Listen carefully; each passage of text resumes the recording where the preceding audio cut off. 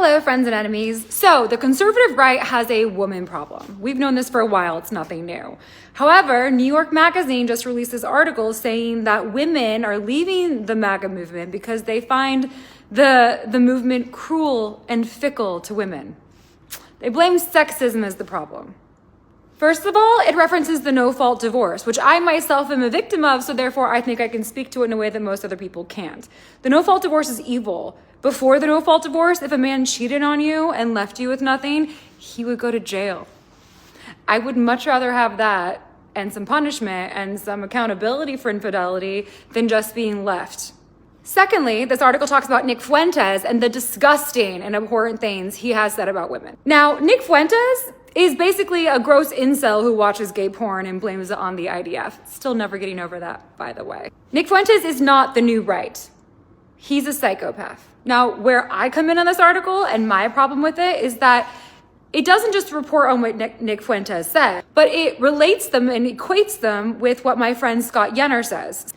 They harp on Scott because he, just like Dr. Helen Andrews, who gave that wonderful speech at NatCon last year, discusses that professional women are often quarrelsome and petty and difficult.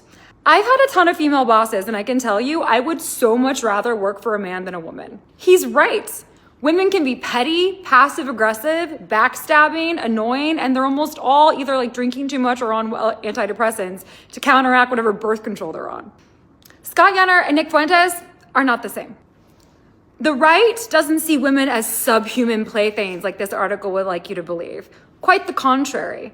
We see women as victims of feminism, of a generation's worth of brainwashing that says, give up your house, give up the man, give up marriage, give up children, be alone, maybe get a pet, work your butt off in 9-to-5 jobs you can pay for, I don't know, a new handbag, and then welcome when you're old and you can die alone.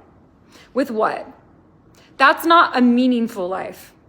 Conservatives want to conserve things. We want to promote traditional ideas of womanhood, biblical ideas of womanhood. Womanhood that we know scientifically actually gives you meaning and significance. Women who are married with children at the end of their lives, they are far more fulfilled than the proverbial girl boss babe.